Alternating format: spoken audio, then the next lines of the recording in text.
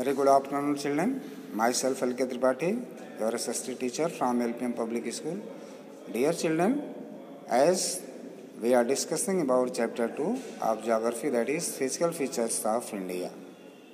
This is the second video of the discussion. So, in this video, we shall start the new topic, that is some highland peaks of the Himalayas. What are they? Himalaya is a young full mountain, as you know. It has the rugged terrain. Many peaks are there.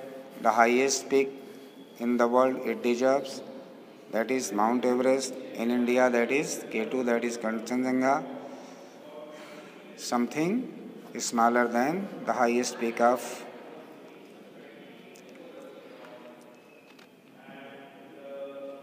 Himalaya. Now, let's go ahead. That is peak country height in meter.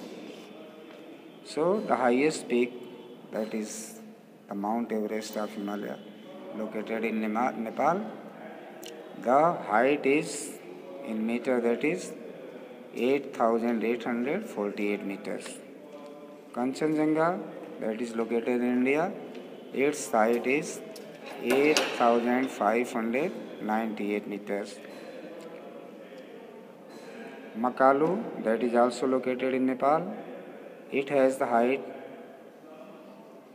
up to 8,481 meters. Dhaulagiri, it is also in Nepal, 8,172 meters.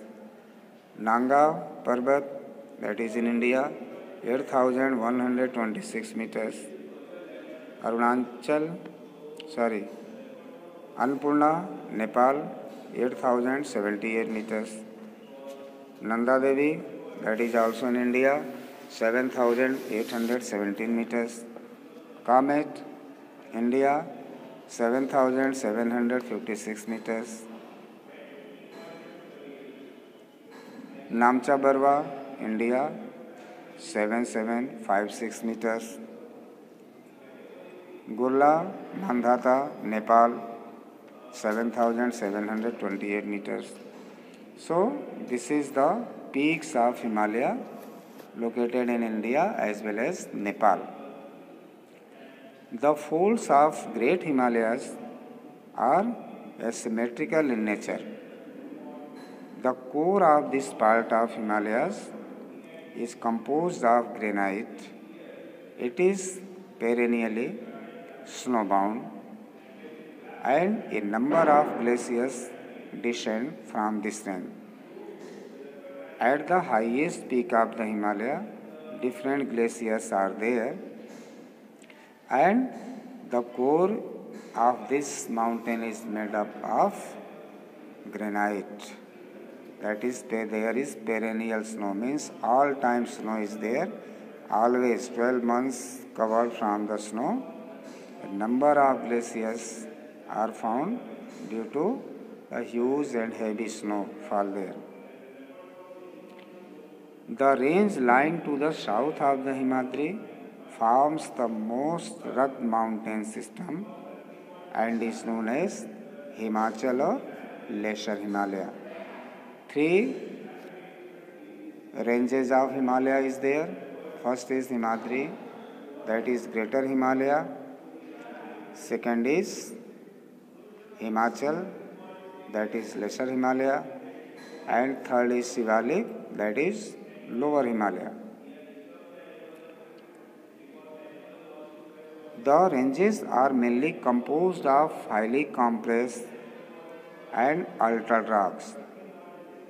The altitude varies between 3,700 and 4,500 meters, and the average width is of 50 kilometers. While the Pir Panjal range forms the longest and the most important range. Pir Panjal, that is the northwestern part of Himalaya near Jammu and Kashmir. It has the longest and the most important range, that is the Dhauladhar and the Mahabharat ranges. They are also prominent ones. This range consists of the famous valley of Kashmir, the Kangla and Kullu Valley in Himachal Pradesh. This is also the part of Himalaya. They are famous hill stations where people go in summer to enjoy there, to visit this place. Really, there is scenic beauty of the nature we can experience there. The outermost range of the Himalaya is called the Shivalik. That is outermost part. Himadri, Himachal, Shivalik. Lower Himalaya, that is also known.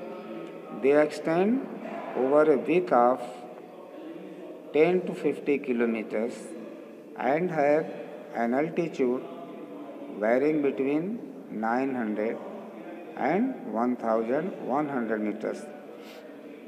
The width of this range, this area is 10 to 50 kilometers and altitude varies between 900 to 1100 meters.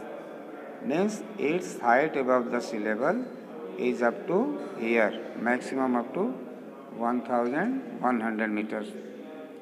These ranges brought down by rivers from the main Himalayan ranges located farther north. These valleys are covered with thick gravel and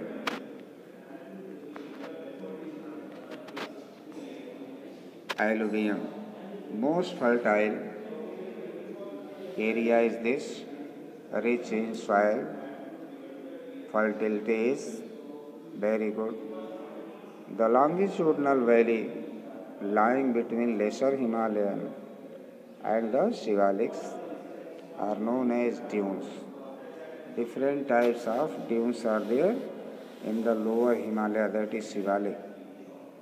Likewise, Dehradun, Kotli Dune and Patli Dune are some of the well-known dunes. Besides the longitudinal divisions, the Himalayas have been divided on the basis of regions from west to east. These divisions have been demarcated by river valleys. For example, the part of Himalayas lying between Indus and Satluj has been traditionally known as Punjab Himalaya, but it is also known regionally as Kashmir and Himachal. Himalaya from west to east respectively. This is very clear. The part of Himalaya which lying between Indus and Satluj, that is traditionally known as Punjab Himalaya. But there is something difference. It is also known regionally as Kashmir and Himachal. It is from west to east respectively. The stage of this range is from west to east. The part of the Himalayas lying between Satluj and Kali rivers is known as Kumaon Himalayas. The Kali and Tista rivers demarcate the Nepal Himalaya, and the part lying between Tista and Dihang rivers is known as Assam Himalayas. There are regional names also in these broad categories. Find out some regional names of the Himalayas. What are they? The Brahmaputra marks the easternmost boundary of the Himalayas. Beyond the Dihang, George, the Himalayas bend sharply to the south and spread along the eastern boundary of India. They are known as the Purvachalur, the eastern hills and mountains. These hills running through the northeastern states are mostly composed of strong sandstones, which are sedimentary rocks covered with dense forest. They mostly run as parallel ranges and valleys. The Purvachal comprises the Patkai Hills, the Naga Hills, Manipur Hills, and the Mizo Hills. Now the Northern Plains. Northern Plains is the area where we live, that is known as the most fertile region of the country, rich in alluvium. Different types of rivers flow from this side. After having discussion, we shall get much more about the Northern Plains. The Northern Plain has been formed by the interplay of the three major river systems, namely the Indus, the Ganga, and the Brahmaputra, along with their tributaries. This plain is formed of alluvial soil. The deposition of alluvium is a vast basin lying at the foothills of the Himalaya over millions of years formed this fertile plain. It spreads over an area of 7 lakh square kilometers. The plain being about 2,400 kilometers long and 240 to 320 kilometers broad is a densely populated physiographic division. With a rich soil cover combined with adequate water supply and favorable climate, it is agriculturally a very productive part of India. The rivers coming from northern mountains are involved in depositional work. In the lower course, due to the gentle slope, the velocity of the river decreases, which results in the formation of riverine island.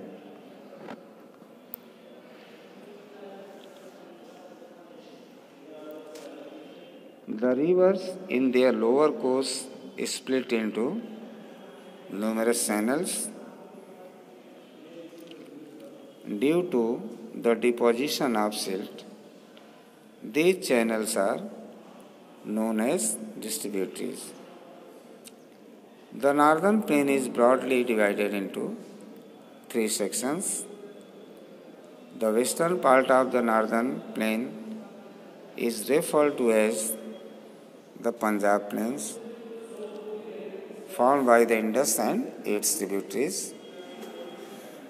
The larger part of this plain lies in Pakistan. The Indus and its tributaries, the Jhelum, the Chenab, the Ravi, the Beas, means Byas, and the Satluj originate in the Himalaya. This section of the plain is dominated by the Doabs. The Ganga plain extends between Ghaggar and Tista rivers.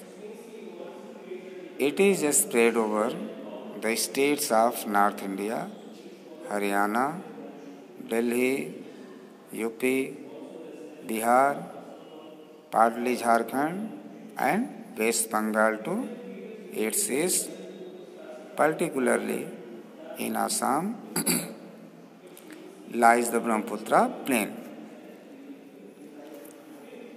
The northern plains are generally described as flatland with no variations in its relief. It is not true. These vast plains also have diverse relief features. According to the variations in relief features, the northern plains can be divided into 4 regions, that is, the rivers, after descending from the mountains, deposits pebble in a narrow belt of about 8 to 16 km in width, lying parallel to the slopes of the Shivaliks. It is known as Bhabbar. All the streams disappear in this Bhabbar belt. South of this belt, the streams and rivers re-emerge and create a wet, swampy and marshy region known as Tarai. This was a thickly forested region full of wildlife. The forests have been cleared to create agricultural land and to shuttle migrants from Pakistan after partition.